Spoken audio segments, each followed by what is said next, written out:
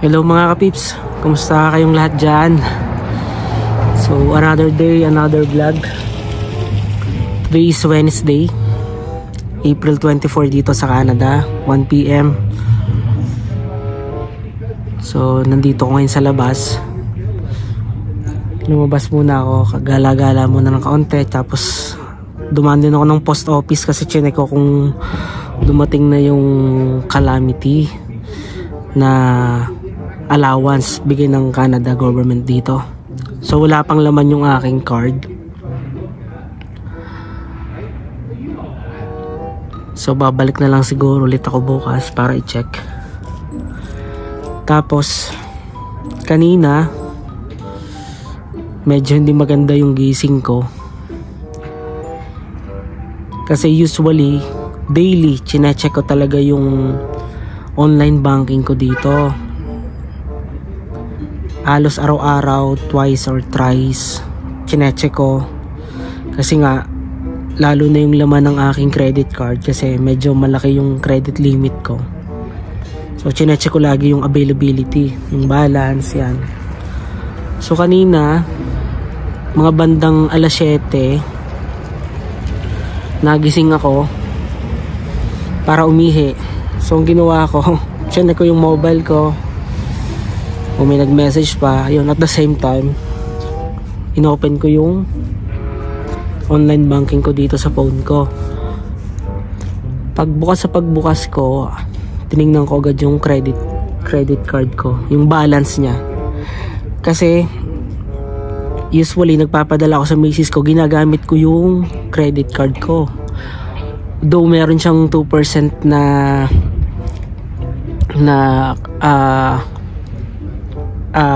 ibabalik mo sa kanila, may dagdag bayad ba na 2% kung gagamitin mo yung pera para ipadala. Okay lang kasi nga dito yung credit history mahalaga yon. So yun yung isa sa mga aim ko, kaya karamihan ng mga purchases ko ginagamit ko is card. Tapos sa misis ko yun yung pinakahuli kong pinurchase last April 18. Pinadala ko sa asawa ko yung pera. Tapos kanina pagtingin ko meron siyang transaction, dalawang transaction, and it came from Apple Pay deal na nag-a-amount ng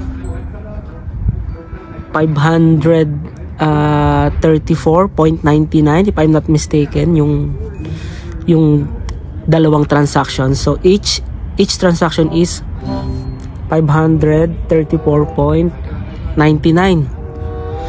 So kung i-convert mo sa peso yon, almost nasa 50,000 yon, nasa 47,000 yung amount na yon. And talagang na-shock ako. Sabi ko, wala akong pinapurchase na ganito kalaking amount since 90 days. Wala akong pinurchase na anything about sa Apple Store. Kahit nga nung pinurchase ko tong mobile, hindi ko kinuha yung 3 months. Meron silang 3 months and 6 months na free subscription dito sa kanilang mga Apple Store. Hindi ko siya kinlaim. Tapos even yung payment method ko sa account ko dito sa Apple, hindi ko siya inilagay. Wala talaga. As in number ko lang at saka yung address ko. Pero yung payment method, never akong naglagay sa phone ko. Kaya nabigla ako. Tapos yung mga apps ko rin naman dito sa phone ko, wala rin naman akong pinurchase. Puro mga free yun. Tapos limited lang din talaga yung mga pinapurchase ko kasi marami nga ditong scam din sa Canada. Talagang doble ingat ka. Lalo yung mo, yung SIN number mo, yung talaga ingatan mo siya. Kasi nga mga puti pa din dito mismo yung mga mangi-scam sa'yo. So na-shock ako. Sabi ko, bakit ganun kalaki yung transaction? Tapos pareho siya ng amount, 534.99. Pareho din ng day na pinurchase. April 23. Tapos ang ginawa ko, tiningnan ko yung history. So inopen ko yung history ko dito sa phone. Tapos may nakita ko na number. Yan, ipa-flash ko dyan sa screen. Makikita nyo kung meron din kayong same situation na nangyari din ba sa inyo to. So tiningnan ko siya, tas number, tas may nakalagay na ON, parang ibig sabihin ng Ontario. So parang dun siya ginawa yung transaction sa Ontario. So tinawagan ko muna si Apple, and sabi nga nila sa akin kung meron ba akong pinurchase na anything sa kanilang mga apps or may niredeeman lang ako. Sabi ko wala, never. So chinek nila history ko, as in talagang wala. So sabi nila sa akin, tawagan ko yung financial institution ko, yung bank, kung bakit nagkaroon ako ng ganong history. Sa kanila mismo wala akong pinapurchase. So from the moment na binili ko tong phone na to, wala talaga, as in never ako nag-purchase, never ako nag-subscribe sa mga apps na may mga payment, especially may mga payment method talaga. Yun talaga yung ginawa ko. Tapos yun, pagkatapos kong kausapin and i-confirm sa kanila na wala talaga akong pinapurchase, so tinawagan ko si bank. Ayun, thanks God naman at very responsive sila. So may isa kong agent na nakausap, sinabi ko sa kanila yung nangyari na ganito. So tiningnan niya yung account ko. Sabi ko ang laki ng pinurchase, tapos same time, same amount talaga. Wala talaga akong maalala at wala din talaga akong pinurchase, kasi makikita naman nila sa history ko kung ano mga pinagbibili ko, kasi nakalagay doon sa purchase history. Kung siya purchase items or software, ganun yung nakalagay. Hindi nga ako nag-upgrade ng gadgets ko dito. Ito lang talaga yung meron ako dito na pinaka-latest, iPhone 13. Yun lang. Tapos sabi niya, ilalak niya yung account ko. So nakalak ngayon yung card ko. Tapos bibigyan ako, i-issuehan ako ng panibagong card na may panibagong number. Tapos within 10 to 14 days ko siya marireceive dito sa aking PO Box. Sabi ko, paano yung amount na yon? Kasi ang laki nun. Nasa almost 50,000 yun. Padala ko na sa asawa ko yung grabe. Sabi nila sa akin, bigyan ko sila ng 90 days to investigate. Titingnan nila kung ano yung reason, and kung ma-prove na talagang hindi sa akin yung purchase na yung transaction na yun, wala naman daw akong babayaran. And I'm hoping talaga na ganun talaga yung mangyari, kasi wala naman talaga. Sabi ko sa kanila, kasi usually kapag may ipapurchase ako, dapat may two-way authenticator din kasi ako, na either sa email ko or magte-text kung ano yung one-time password para ma-approve yung ipapurchase. Wala naman akong nare-receive na gano'n. Kasi diba usually kapag magpa-purchase ka at lalo't ang gagamitin Miss Card, lalo't online, hingin yung 3 number na nasa likod ng card mo. Diba yung PIN na yun yung magbe-verify talaga na pinurchase mo yung product na yun. Wala naman akong nare-receive na gano'n. As in never talaga. Simula nang dumating ako dito, walang gano'n.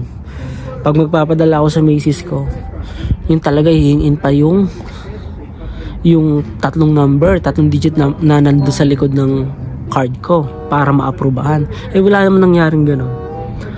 Tapos sinearch ko yung history, yung nakita ko yung purchase. Tapos nagpunta ako sa Apple community. Tiningnan ko yung mga discussions doon kung may same scenario ba na nangyari din sa kanila na ganon.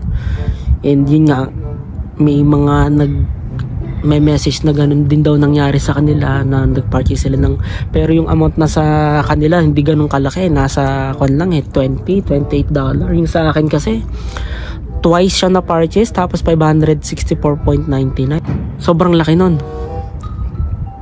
Tapos yung same number na meron ako na is-nurse ko doon sa Apple community, yun din yung kinuha nila, na scam yun. So yun na lang hino-hope ko na after the investigations wala akong bayaran kasi ang laki nun, sakit sa bulsa nun.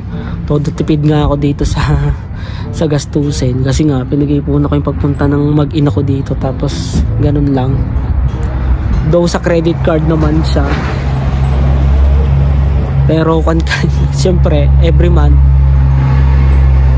pag may mga pinapurchase ka, talagang every month dapat bayaran mo siya ng full.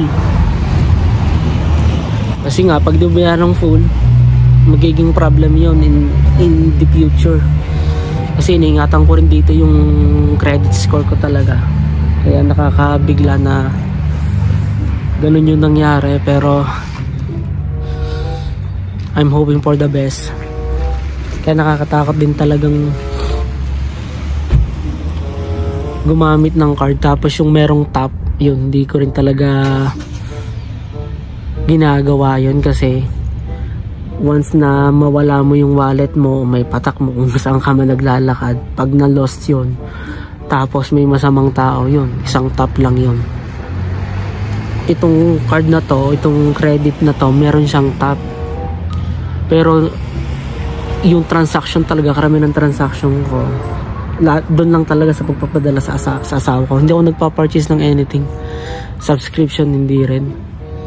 So sabi ko na lang sa agent na yung bagong card na ipapadala nila, wag na lang lagyan ng tap.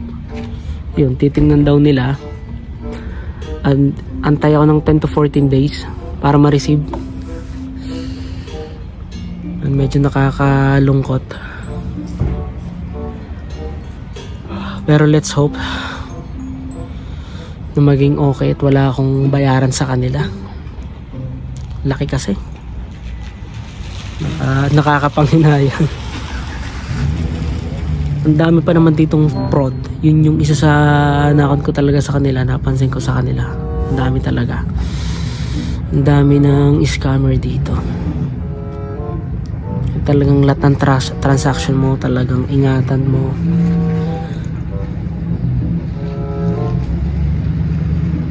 Ayun lang, na-share ko lang sa inyo. And bukas siguro balik na lang ulit ako ng post office.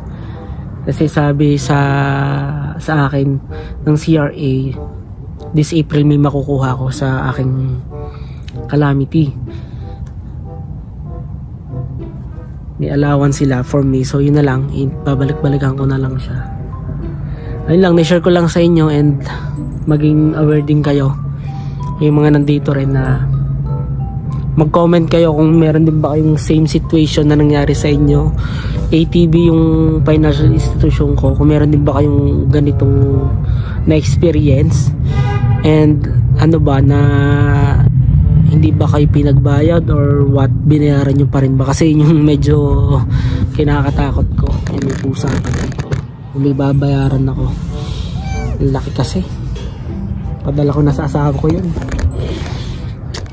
Oh my god, yan ang pusa pa.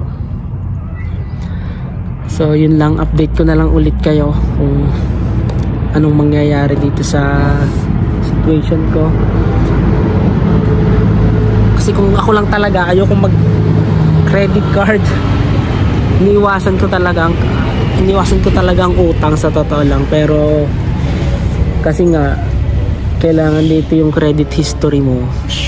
Kasi dito pag titiwalaan ka nila kapag may credit history ka, yun yung policy nila dito. Kaya talagang kumuha rin ako. Yun. Pero yun nga, nakakabigla na gano'n. Sabi ko nga, buti nagtira pa tong scammer na to kasi yung credit limit ko medyo malaki, nasa 4,400 kasi yun. 1,300 yung natanggal, yung nabawas nila.